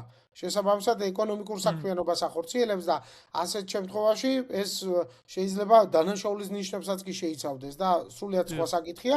აქ იგულისხმება, რა თქმა უნდა, რელიგიური ორგანიზაცია რა მიზნებითაცაა განმარტებული საგადასახადო კოდექსში, ზუსტად ის მიზნები. თორემ მაგალითად შეერთებულ შტატებში თუ კი რელიგიური ორგანიზაციას ეკუთვნის სკოლა და ეს სკოლა არის მომგებიანი ან ეკუთვნის რაიმე კონკრეტული ბიზნესი, მაგალითად უხეშად ვთქვათ, სანთლებს ან ხატებს ყიდის ცალკე იურიდიული პირის სტატუსით, რა თქმა უნდა ის დაიბეგრება, მაგრამ თუ კი თავად ყიდის რელიგიური ორგანიზაცია, მაგალითად რელიგიურ ლიტერატურას, ლიტურგიასთან დაკავშირებულ ინვენტარს, ეგრეთ წოდებულ საეკლესიო ნივთებს, ასე შემთხვევაში გათავისუფლებულია, რადგანაც მის რელიგიურ საქმიანობად მიიჩნევა, ამ რელიგიურ საქმიანობის გაგრძელებად. საქართველოში თუ კი რომელიმე რელიგიურ ორგანიზაციას დაფუძნებული ექნება მომგებიანი საწარმო, ასე ვთქვათ, მაგალითად შეზღუდული პასუხისმგებლობის საზოგადოება, აქციო საზოგადოება და ასე შემდეგ, ისინი ჩვეულებრივად იბეგრება, რა თქმა უნდა, საქართველოს კანონმდებლობით დადგენილი წესით. და არის ასეთი, არა მარტო საქართველოს მართლმადიდებელი ეკლესიას აქვს, არამედ ბევრ სხვა რელიგიურ ორგანიზაციას საქართველოში აქვს ასეთი იურიდიული პირი დაფუძნებული, ისინი რა თქმა უნდა ჩვეულებრივ იურიდიულ პირად აღიქმებიან, ჩვეულებრივ ასე ვთქვათ, კომერციული საქმიანობის გადამახორციელებელ ორგანიზაციებად და იბეგრებიან საქართველოს კანონმდებლობით გათვალისწინებული წესით. კი ბატონო, კიდევ ერთ საკითხი, მე ერთ-ერთი მუხლია ესე იგი მატერიალური ზიანის კომპენსაციის შესახებ, ხო, ეს 1921 წლიდან 90-იან წლებში იქვე მიყენებული ზიანის კომპენსირების პრობლემა დგას, დავუშვათ, იდგა თავის დროზე და ეგ კომპენსაციის თემაც რო გავშალოთ, ანუ საიდან სანამდეა, რაიმე ვადები თუ აქვს ამას კონკრეტული და რეალურად როდის შეიძლება ჩავთვალოთ, რომ ეს ზიანი, ასე ვთქვათ, ანაზღაურებულია. ხო, ეგ თან მატერიალურზეა საუბარი, თან მატერიალურზე, მორალური რო ცალკე მიადგა, კი ბატონო. აქ არის რამდენიმე სერიოზული პრობლემა. უპირველეს ყოვლისა, ის პრობლემაა, რომ თვითონ ეს მუხლი არის არაკონსტიტუციური. და უფრო მეტიც ანტისახელმწიფოებრივი მუხლია. რადგანაც წერია კონსტიტუციის შეთანხმებაში, რომ ოკუპაციის პერიოდში მიღებულ ზიანსაც ანაზღაურებს სახელმწიფო. განსაკუთრებით საბჭოთა კავშირში მიღებულ ზიანს. აქ არის ერთი პრობლემა. კონსტიტუციური შეთანხმებამ ეწინააღმდეგება საქართველოს დამოუკიდებლობის აღდგენის აქტს. 91 წლის 9 აპრილის აქტს, რომელიც აცხადებს, რომ საქართველოს არ არის საბჭოთა კავშირის სამართალ მემკვიდრე და მეტიც 1921 წლიდან მოყოლებული საქართველოს იყო ოკუპირებული, არანაირი გასაბჭოება არ მოხდარა, ეს იყო ანექსია და შემდეგ ოკუპაცია ერთ სახელმწიფოს მიერ მეორე სახელმწიფოში და მათ შორის ჩვენ საერთაშორისო დონეზეც კი, საერთაშორისო სამართლებრივ დონეზე საქართველოს ოფიციალურად აქვს გაცხადებული პოზიცია და ვთქვით ყველანაირ მატერიალურ სარგებელზეც კი უარი, როგორც საბჭოთა კავშირის მემკვიდრეებს შეიძლება ქონოდა და ვთქვით რომ არანაირი საბჭოთა კავშირის მემკვიდრე არ ვართ და ის მატერიალური სარგებელიც არ გვჭირდება, რომელიც ჰიპოთეტურად შეიძლება რაღაც აქტივებისგან მიგვიღო. ნუ ვინ მიგვაღებინებდა ახლა რუსეთი ან მიგვაღებინებდა ან არა, მაგრამ ეგ სხვა საკითხი, აქ არის პრინციპული მომენტი. იმიტომ რომ მაშინ თუ კი შენ საბჭოთა კავშირის სამართალ მემკვიდრედ ცნობ თავს, ესე იგი ხას უსვამ საქართველოს ისტორიას, ხას უსვამ ჩვენ დამოუკიდებლობის აღდგენის აქტს და ამბობ იმას, რომ ჩვენ კი არ დაგვიფხრეს, არამედ ეს იყო გასაბჭოება და ახლა შულავერს და სხვას კი არაფერი არ ვთქვამს, ზუსტად ამ ნარატივს მიყვებოდა და ეს იყო საბჭოთა იდეოლოგია იმპერიალისტური. აი ეს ცალკე რო ავიღოთ. ანუ წარმოუდგენელია საბჭოთა კავშირის მიერ მიყენებულ მატერიალურ ზიანზე, მით უმეტეს რუსეთის იმპერიის მიერ მიყენებულ მატერიალურ ზიანზე ჩვენ ვაგოთ რაიმე ხმებას. 1917 ვთქვათ და არა 18, იმიტომ რომ გარდამავალ პერიოდშიც უკვე საქართველოში შეიძლება ითქვას, რომ პასუხისმგებლობა ქონდა 17-დან 21 წლამდე კი ბატონო. იმიტომ რომ ჩვენ სუვერენული სახელმწიფო ვიყავით და სხვათა შორის ძალიან ბევრი ზიანი მიადგა საქართველოს მართლმადიდებელი ეკლესიას დამოუკიდებელი საქართველოს პირობებშიც კი. იმიტომ რომ აი ეს ხალხს ხშირად ეშლება ძვირფასეულობა, რომელიც ეკლესიას ჩამოართვა საქართველოს დემოკრატიულმა რესპუბლიკამ, მინისტრის დეკრეტებით და მთავრობის დეკრეტებით ჩამოართვეს და ასე შეიქმნა საქართველოს ეროვნული მუზეუმი. სახელმწიფო მუზეუმი შეიქმნა ასე. უფრო მეტის დემოკრატიული რესპუბლიკის პერიოდში ეკლესიას ჩამოართვეს ტყეები, ეკლესიას ჩამოართვეს მიწები, იჯარით აღება აუკრძალეს ეკლესიას, რომ მისი სოციალური სტატუსი მაქსიმალურად დაემცროთ და უფრო მეტსაც გეტყვით, ჩვენ ვიყავით ლამის ერთადერთ სახელმწიფო იმ პერიოდში სრული გაგებით, რომელსაც ფრანგული ლაისიტე ჰქონდა გადმოღებული. გიორგი ნანეიშვილის გავიდა შემდეგ და ეს რადიკალური, ასე ვთქვათ, მკაცრი გამიჯვნის მოდელი, სახელმწიფო სეკულარიზმის მოდელი იყო დამკვიდრებული და კონსტიტუციაში მე-16 თავში მოესწრო ამის იმპლემენტაცია. ეს იყო ერთ-ერთი თავი, რომელიც სრულყოფილად იყო განხილული და მიუხედავად დიდი წინააღმდეგობისა, მაინც მიიღო საკონსტიტუციო კომისიამ თავის დროზე. საბჭოთა კავშირის დროს მიყენებულ ზიანზე შეიძლება ერთადერთი კუთხით ვაგოთ პასუხი. რა კუთხით? რომ ჩამოართვეს საკუთრება მართლმადიდებელ ეკლესიას, სხვათა შორის სხვა დენომინაციებსაც და სხვა რელიგიებსაც ბუნებრივია და თუ კი ეს ქონება მატერიალური თვალსაზრისით დღეს სახელმწიფოს ბალანსზეა, რა თქმა უნდა დაუბრუნდეს კონკრეტულ რელიგიურ ორგანიზაციას. ამ მატერიალურ ზიანზე ბუნებრივია უნდა ვაგოთ პასუხი, რომ არა ზიანის მიმყენებლის გამო, არამედ იმის გამო, რომ დე-ფაქტო შენ გეკუთვნის ეს ქონება ახლა, რადგან სახელმწიფოს ბალანსზე შეიძლება იყოს. მაგრამ ერთი მოძალადის მიერ მიყენებულ ზიანზე ერთმა დაზარალებულმა მეორე დაზარალებულს გადავხადოს კომპენსაცია არის ნონსენსი. საქართველოს ეკლესია, კათოლიკე ეკლესია, პროტესტანტული დენომინაციები, მუსლიმური თემი, იუდეური თემი, ყველა დაზარალებულია როგორც რელიგიური ორგანიზაცია, მაგრამ დაზარალებულია საქართველოს სახელმწიფო როგორც ანექსირებული და დაპყრობილი ქვეყანა. შესაბამისად ეს არის აბსოლუტური ნონსენსი. იმიტომ რომ როგორ ანალოგიურად მოსახლეობაც. კავშირის მიერ მიყენებულ მატერიალურ ზიანზე. რა თქმა უნდა, მატერიალურ ზიანი შეიძლება აგო კიდევ ერთხელ მეორე იმ ქონების სახით, რომელიც ახლა სახელმწიფოს ბალანსზე შეიძლება იყოს და უბრალოდ უნდა დაუბრუნო იმას ვისაც. თუ რაღაცა განადგურდა და განადგურა საბჭოთა კავშირმა, შენ დამოუკიდებელმა სახელმწიფომ, რომელიც საბჭოთა კავშირმა დაგიპყრო, როგორ უნდა აანაზღაურო ამის ზიანი. ეს წმინდა ზიანის ანაზღაურების წერტილი წერტილი უნდა 18-21 წლებზე კი ბატონო. 18-21 წლებზე კი ბატონო. აქ არის მეორე პრობლემა კიდევ. კონსტიტუციური შეთანხმების დადების შემდეგ უნდა შექმნილიყო კომპენსაციის დადგენის მიზნით შესაბამისი კომისია. ფორმალურად შეიქმნა, უფრო მეტსაც გეტყვით, მერე შეიქმნა, ბოლო 10 წელიწადში 4 ჯერ შეიქმნა და განახლდა მინისტრები რო იცვლებოდნენ, ახლდებოდა ეს კომისია. ოფიციალური გამოთხოვილი ინფორმაციის საფუძველზე, როცა პრეზიდენტთან არსებობდა ეს კომისია, არც მაშინ და არც მერე როცა მთავრობასთან არსებობდა, სამი სხვადასხვა ხელისუფლების პირობებში კომისია არასდროს შეკრებილა. არც ოქმი უწარმოებია, არც არაფერი დაუთვლია. ანუ ფაქტობრივად ვართ მოცემულობაში, რომ ერთი მხრივ სამართლებრივი საფუძველი არ გააჩნია ამ ლოგიკური საფუძველი, თორე სამართლებრივი კომისიის მიზანი რა იყო? საბოლოო ჯამში გადაეწყვიტა ეს საკითხი, ხო? გადაეწყვიტა და დაეთვალა, იმიტომ რომ ახლა რა სად უასრულებთ ამ კომპენსაციას? აღაურებდე რაღაცა ზიანს, თუ კი არ იცი ზიანის მოცულობა. იქნება უკვე გავისტუმრე ეგ ზიანი, იქნება ვერაზოს გავისტუმრე. სამართალს ამ შემთხვევაში საბჭოთა სამართალს არ უყვარდა რიცხვები ძალიან ეზიზღებოდა მათემატიკა განსაკუთრებით, იმიტომ რომ გაზომვადი რაღაცები არ უყვარდა საბჭოს და პროცენტებითაც ამიტომ ამბობდნენ, ხო, რომ დაემალათ რეალური რიცხვები და манипуляციისთვის კარგია. ამიტომაცაა სამწუხაროდ საბჭოთა იურისტების და შემდგომ მათი გაზრდილი ძალიან ბევრი იურისტისთვის რიცხვი, მათემატიკა და ლოგიკა არის მიუღებელი აბსოლუტურად, იმიტომ რომ ურჩევნიათ ეწეროთ რაღაცა. გამორიცხულია, თუ კი ათვლის წერტილი არ იცი, საზღვრულ რაოდენობებში არა გაქვს და რიცხვებში გამოხატული კომპენსაცია, ასეთ კომპენსაცია არ არსებობს. მუდმივად იქნება, ასე ვთქვათ, წარმოუდგენელი და არაგაზომვადი ფასეულობა. რა გავაკეთეთ ჩვენ? ჩვენ გავაკეთეთ, რომ კონსტიტუციური შეთანხმებით გათვალისწინებულ ამ ვალდებულებას მერე მივეცით საბიუჯეტო დაფინანსების ფორმა, რომელიც შევარდნაძის პირობებში ვერ მოესწრებოდა ბიუჯეტის კრიზისის და ცალკე იმის გამო რომ 2002-ში დაიდო შეთანხმება და 2003-ში ვარდების რევოლუცია მოხდა, შემდეგ მივეცით საბიუჯეტო დაფინანსების ფორმა, ოღონდ არსად ეწერა რომ ეს იყო კომპენსაცია, ეს არის თავარი. ეს იყო ჩვეულებრივი ტრანში. ეგ საბიუჯეტო დაფინანსება პარლამენტის უმრავლესობის გააწყვეტილება იყო. იგი ეს სახელმწიფო ბიუჯეტის შესახებ კანონში, ყოველწლიურ კანონში მტკიცდება და შედის. საიდან ვიგებთ რომ ეს არის კომპენსაცია?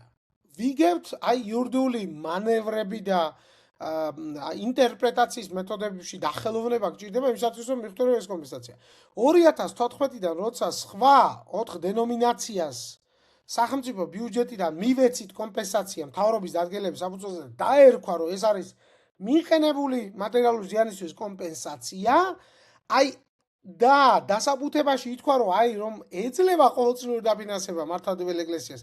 ისეთივეა ესეც, ოღონდ პროპორციულად გადავანაწილეთო, აი მთავრობის დადგენილების ანალიზის შედეგად შეიძლება ითქვას რომ ეს არის კომპენსაცია. და მე ასე ხქვია უბრალოდ. მაგრამ კიდევ ერთხელ ვიმეორებ, კონსტიტუციური შეთანხმებით უკვე სამართლებრივი საფუძველი ამას აქვს, მაგრამ რას ვაძლევთ, რატომ ვაძლევთ, რამდენი ხანი უნდა მივცეთ? არა მარტო მართლმადიდებელ ეკლესიას, სხვა დენომინაციებსაც და სხვა რელიგიებსაც, იმიტომ რომ იქ კიდევ უნიკალური რაღაც მოვახერხეთ, რომ შიიტური და სუნიტურ თემს ვაიძულეთ ერთ იურიდიულ პირად გაერთიანება, რაღაცა არ ვიცი რა გავაკეთეთ, მაგრამ ეს გასაჩივრებული იყო საკონსტიტუციაში და სხვათა შორის საკონსტიტუციო ისეთი კონტექსტი ისეთია, რომ პრობლემა არ არის კომპენსაციის და მარტო და დარჩენ რაც გინდათ ის გააკეთეთ. თან ნახეთ რა საინტერესო რაღაცა მთავრობის დადგენილებით იმ რელიგიურ ორგანიზაციებისთვის მიცემულ კომპენსაციას აქვს მიზნობრიობაც. ანგარიში უნდა წარუდგინო რა შეხარჯა. და შეუძლია დაგიგზავნონ დახარჯვა. ეს არის საინტერესო. კიდევ ერთი რამ გულწრფელები რომ ვიყოთ ასევე იმ 4 დენომინაციის გარდა ძალიან ბევრ სხვა დენომინაცია არ ვთქვათ, რელიგია ვთქვათ, იმიტომ რომ მუსლიმური თემია, იუდეური თემია, სომხეთის სამოციქულო ეკლესია და რომის კათოლიკე ეკლესია, ანუ სამოციქულო ადმინისტრაცია. ეს 4 იურიდიული პირი იღებს, ასე ვთქვათ, კომპენსაციას, რომელიც რა თქმა უნდა, ბევრად ჩამორჩება მართლმადიდებელი ეკლესიის კომპენსაციას, მაგრამ ძალიან ბევრი პროტესტანტული დენომინაცია, რომელიც ასევე დაზარალდა და დოკუმენტურად დადასტურებულია, რომ ჩამოერთვა სალოცავები, საკულტო ნაგებობები, დახვრიტეს ხალხი და შეიძლება ითქვას, აი იყვნენ დემონიზებული, მაგალითად ავიღოთ ბაპტისტები, რომელიც ბაპტისტური თემი იყო, პირდაპირ დემონიზებული საბჭოთა კავშირში და ისეთ საშინელებებს უგონებდნენ პრესას, რომ გაეცოთ, არის გეგონებათ, რომ საუბარია, რა ვიცი, კითხულობ ჰეროდოტეს და სკვითების წინაპრებზე და რაღაცა ანდროფაგებზე და ადამიანების ჭამელებზეა ლამის საუბარი. ხო, ანუ ამ ხრივაც არის სერიოზული პრობლემები, იმიტომ რომ ის კომპენსაციას არავის დაუანგარიშებია. შესაბამისად, ამისთვის კომპენსაციის დარქმევა პრობლემაა ერთი მხრივ, ის რომ არ გვაქვს დათვლილი და კომისიას არ უმუშავია არცეც, ესეც პრობლემაა, განუსაზღვრელი ვადით რომ გვაქვს ვალდებულება აღებული, ესეც პრობლემაა და რასაორია, თვითონ სამართლებრივი საფუძველი ამის არის ნონსენსი და პრობლემა. უფრო მეტიც 1918-21 წლებში მიყენებული ზიანის დათვლა, კი ბატონო, აუცილებლად უნდა დავითვალოთ. ორი აზრი ამაზე არ არსებობს, დასათვლელია, დასაანგარიშებელია, გასასწორებელია ყველა რელიგიური ორგანიზაციისთვის. მაგრამ რაც შეეხება საბჭოთა კავშირს ახლა დიდი ბოდიში, მაგრამ ვერავინ დამაჯერებს რაციონალური არგუმენტით, რომ მოძალადის მიერ მიყენებულ ზიანზე ერთ-ერთმა დაზარალებულმა უნდა ააგოს პასუხი, იმიტომ რომ ეს დაზარალებული ახლა სახელმწიფოა და სახელმწიფო ჰქვია. წარმოუდგენელია ასეთი ლოგიკის არსებობა. კიდევ ერთხელ ხაზს უსვამ. თუ რაიმე ქონება, თუნდაც გადაკეთებული სახით რჩება სახელმწიფოს, რა თქმა უნდა. რა თქმა უნდა, ეს უნდა დაუბრუნოს ან ალტერნატივა შესთავაზოს.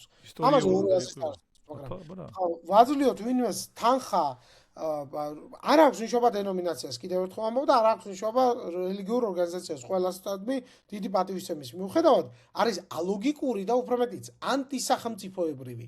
იმიტომ რომ ესე წინააღმდეგება საქართველოს დამოუკიდებლობის აღდგენის აქტის სულისკვეთებას. საიდან მოვიდა ეს ზიანი? ზიანის პირველ წყარო უნდა დავადგინოთ. თუკი ეს არის საქართველოს დემოკრატიული რესპუბლიკა, სუვერენული სახელმწიფო, რომლის სამართალმემკვიდრე ვართ ჩვენ, რა თქმა უნდა. თუკი ეს არის საბჭოთა კავშირი და რუსეთის იმპერია, დამპყრობლები ახლა. მე როგორც ამ ქვეყნის მოქალაქეს, მაგალითად არანაირი სურვილი არ მაქვს ამაში მივიღო მონაწილეობა, იმიტომ რომ მე არ ვაღიარებ როგორც ამ ქვეყნის მოქალაქე, რომ ჩვენ ვართ საბჭოთა კავშირის რაიმე სახით სამართალმემკვიდრეები.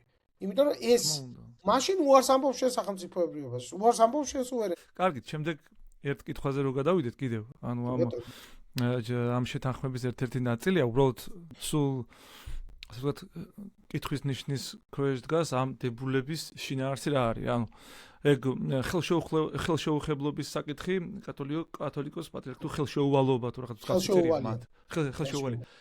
ეგ შინაარსობრივად როგორ უნდა გვესმოდეს ან რეალურად ამ შემთხვევაში იურიდიულ მხარეს ეს როგორ ესმის?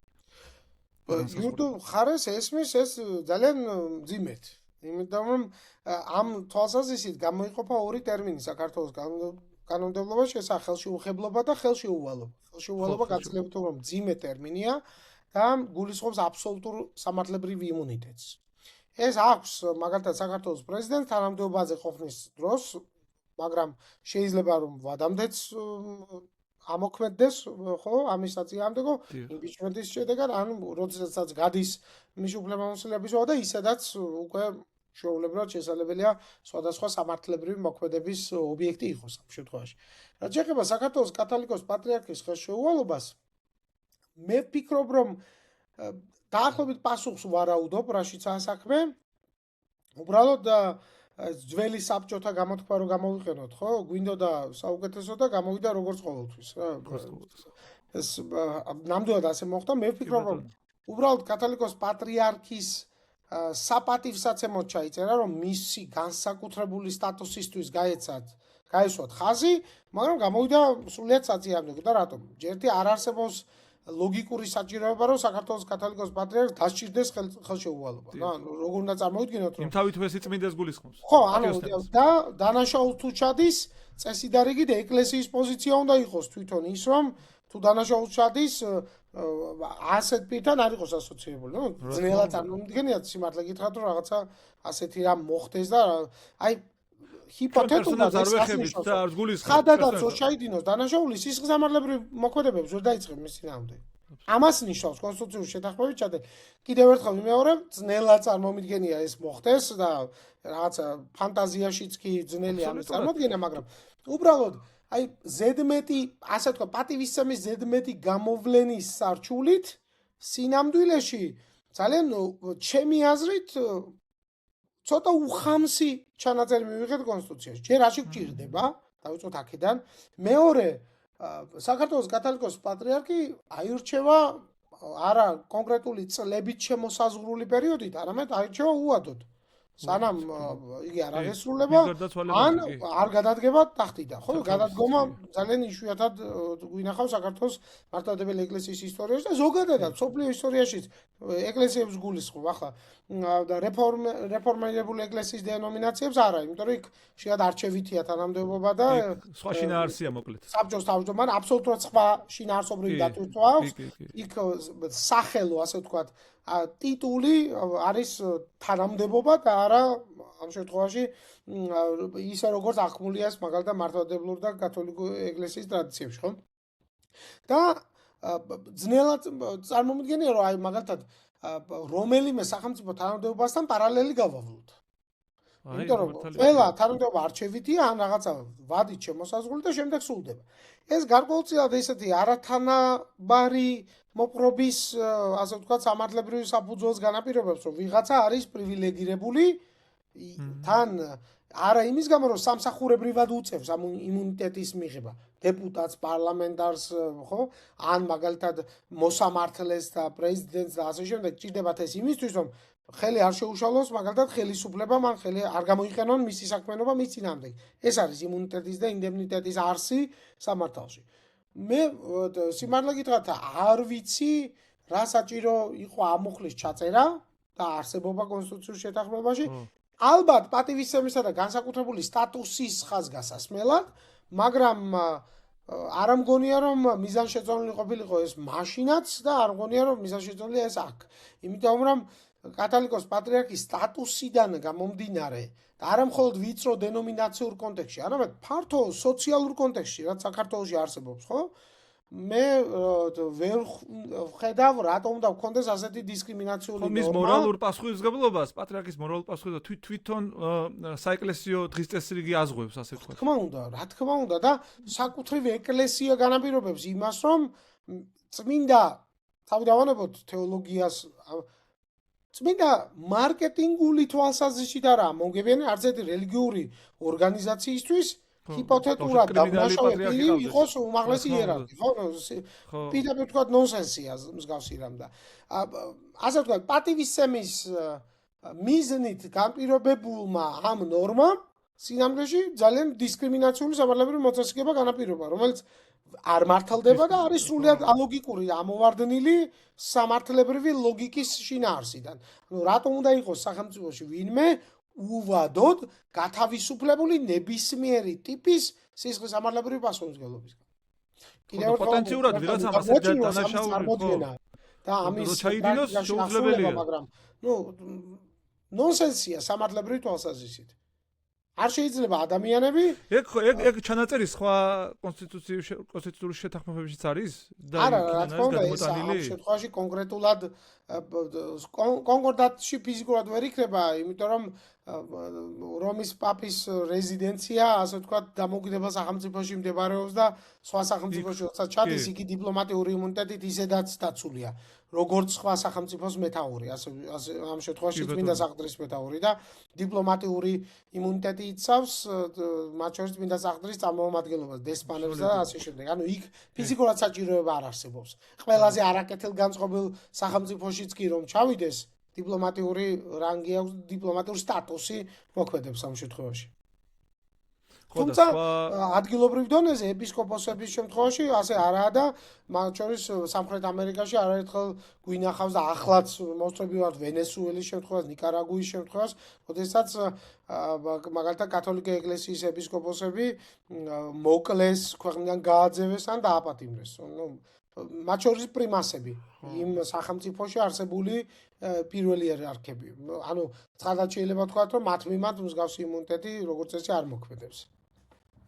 ხო, ეს ჩანაწერი ასე ვთქვათ ხელოვნურად ინტერპრეტირებული ჩანაწერია, ასე ვთქვათ და არ საჭიროებს არასანაირ ხო ამ შემთხვევაში მას არ აქვს არანაირი წინაპირობა იმისა, რომ კონსტიტუციურად გაეწოროს კონკრეტული იერარქიის და ვინმეს თუნდაც პატივსაცემ ფიგურას არასახელმწიფოებრივ მოღვაწეს, ანუ სახელმწიფო იერარქიაში არ მყოფ თანამდებობის პირს კონდეს რაიმე ტიპის ხელშეუვალობა და დაცულობა სამართლებრივი პასუხისმგებლობისგან, რაც ცოტა არ იყოს ნონსენსია, იმიტომ რომ კიდევ ერთხელ ვიმეორებ, სამართალში კონკრეტული სახელმწიფო თანამდებობის პირის ინდემნიტეტსა და იმუნიტეტს აქვს თავისი რაციონალური ახსნა, რომ მის სამსახურებრივ უფლებამოსილების განხორციელებას არ შეეშალოს ხელი და არ გამოიყენონ იგი, ასე ვთქვათ, ხელოვნურად რომელიმე სამართლებრივი დევნის ან სამართლებრივი პროცედურის ობიექტად.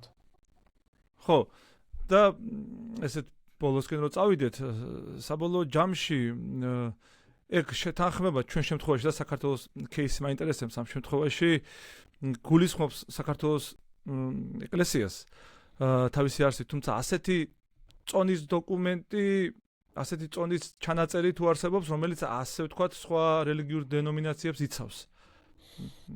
ხო, ამ კონსტიტუციური შეთანხმების დარი და სამართლებრივად მისი სწორი დოკუმენტი საქართველოში არ არსებობს. და არ შეიძლება არსებობდეს, იმიტომ რომ კონსტიტუციური შეთანხმების სტატუსს განაპირობებს საკუთრივ საქართველოს კონსტიტუციის დებულება. შესაბამისად, მსგავსი და არ არსებობს. როგორ დავიცავთ მაშინ სხვა დენომინაციებს, როდესაც ჩვენ სეკულარული დემოკრატიული სახელმწიფო ვართ? კონსტიტუციით შესაძლებელია რელიგიის თავისუფლების ნორმებით და სხვა ნორმებით, იმიტომ რომ ისინი როგორც რელიგიური ორგანიზაციები კოლექტიურადაც ორგანიზაციულ სამართლებრივი ფორმითაც სარგებლობენ ადამიანის ძირითადი უფლებებით, მაგრამ საბოლოო ჯამში რომ მიუბრუნდეთ საკითხს, კონსტიტუციური შეთანხმება კიდევ უამრავ პრობლემას მოიცავს. ჯვისწერასთან აღიარებული ჯვისწერის აღიარებასთან დაკავშირებული პრობლემა, არსებობს საეკლესიო საიდუმლოებებთან დაკავშირებული პრობლემა, მათ შორის მის ფორმულირებასთან დაკავშირებული, სამეწარმეო საქმიანობის აკრძალვასთან დაკავშირებული ფორმულირება, რელიგიურ დღესასწაულს უამრავი პრობლემა აქვს და ეს ალბათ ლოგიკურიცაა თუ გავითვალისწინებთ იმას, რომ აი basic ახლა გვაქვს 12 მუხლიანი კონსტიტუციური შეთანხმება და დანართი აქვს, რომელსაც ბევრი არ კითხულობს, მაგრამ მის შემადგენელი ნაწილია, სადაც ეს ყველა ტერმინი განმარტებულია და ჩვეულებრივად მოჭავი სამართლებრივი ძალა აქვს. 30 მუხლამდე იყო კონსტიტუციური შეთანხმების თავდაპირველ პროექტში. ვენეციის კომისიის ექსპერტიზის შემდეგ ხმალ ამოღებული ბრძოლა გაიმართა და თითქმის 20 მუხლამდე ამოაღებდნენ კონსტიტუციური შეთანხმებიდან. ისეთი მოწესრიგებები იყო, აი ის რომ გქონდეს მაგალითად ახლა. აი ეგ პირდაპირ და ცხადად უამრავ პრობლემას წარმოშობდა. მათ შორის იყო ნორმები სასაფლაოების ადმინისტრირებასთან დაკავშირებით, ეგრეთ წოდებული შვედური მოდელი რაც არის. თუმცა შვედეთში სახალხო ეკლესია, სახელმწიფო ეკლესია აღარ აქვს შვედეთს 2000 წლიდან, ნორვეგიამ გააუქმა 2012 წლიდან, სკანდინავიაში მარტო ფინეთს დარჩა და ქვევით ცოტა სამხრეთში, დანიის შემთხვევაში იქ სახელმწიფო ეკლესია დღემდე თან ესეთი კვაზიერასტიანული მოდელი ძალიან მძლავრი კონტროლით სახელმწიფოს მხრიდან. ამ შვედეთის ეკლესიას დღემდე უხდიან გადასახადს, უბრალოდ იმის გამო, რომ იგი ითავსებს სამოქალაქო სახელმწიფოებრივი ინსტიტუტების ფუნქციას, ადმინისტრირება, სამოქალაქო რეესტრი და ასე შემდეგ, იმიტომ რომ აღიარებულია ეს. კონსტიტუციური შეთანხმების დადება, რა თქმა უნდა, არ ზღუდავს სახელმწიფოს სხვა შეთანხმებების დადებისგან. კონსტიტუციური ვერ დაერქმევა, მაგრამ ზოგადად შეთანხმებების დადებისგან, აი ეს 2002 წლის განჩინებაში ეს საკონსტიტუციო თქვა, რომ სახელმწიფო არავითარ შემთხვევაში არ არის შებოჭილი და არ იკრძალება სხვა რელიგიურ ორგანიზაციებთან დადოს შინაარსობრივად მიახლოებული, მაგრამ არასტატუსობრივად მიახლოებული, რა თქმა უნდა, დოკუმენტი. და ეს ნამდვილად არის და შეგახსენებთ, რომ ზუსტად ამ ინტერპრეტაციითაც ერთი წლის თავზე აპირებდნენ დაედოთ კონკორდატი და პროექტიც არსებობს ამ კონკორდატის, რომელიც უწყინარზე უწყინარი ტექსტია. ქართულადაც მაქვს ამასთან დაკავშირებით სტატია და ინგლისურადაც ძალიან მარტივად მოძებნადია ინტერნეტშიც. ძალიან საინტერესო ტექსტია, რომელიც სხვადასხვა საგარეო საქმეთა სამინისტროში ისეთი ხელმისაწვდომი არაა ხოლმე რეგისტრირებული, მე სხვა ფორმით, ასე ვთქვათ, ოფიციალურად მოვიპოვე სათანადო წესით დაცვით მისი ინგლისურენოვანი ვერსია სადესპანოსგან, რომელმაც კვლევის მიზნებისთვის ეს დაშვება მომცა, ასე ვთქვათ, ამ დოკუმენტზე და უწყინარზე დოკუმენტი. შეიძლება გაგეცინოთ, რომ რა იყო ამაში საფრთხე. ხო, იმ პირობებში, როცა ეს უკვე გვაქვს, ეს შეთანხმება იდებოდა ალბათ. კი ბატონო. მადლობთ. დიმიტრი, რამე ხო არ გინდათ რომ დაამატ შეიძლება ისეთი კითხვა არ დამისვამს, რომელიც აუცილებელია და გინდათ რომ კომენტარი გააკეთოთ. არა, დავასრულოთ, იმიტომ რომ არაჩვეულებრივი საუბარი გამოგვივიდა, მე თუ მკითხავ. მე მინდა მადლობა გადაგიხადოთ ამ თემის და თემატიკის დაინტერესებისთვის. სასაუბრო კიდევ ძალიან ბევრია და ძალიან ბევრია გასაჩვევი, მაგრამ მე ვფიქრობ კიდევ გვექნება არაერთი შესაძლებლობა სხვადასხვა, ასე ვთქვათ, პრიზმით და სხვადასხვა მიმართულებით განვიხილოთ საკითხები. აუცილებლად. ამ ერთ ჯერზე ისედაც ბევრი ინფორმაციაა, რომელსაც მსმენელი და მაყურებელი მოისმენს, გაიაზრებს და კიდევ ბევრი შეკითხვა წარმოეშვება ჩემი აზრით. მადლობა თქვენ და დავემშვიდობები ჩემს მაყურებელს მომავალ შეხვედრამდე და აუცილებლად გამოგვიწერეთ.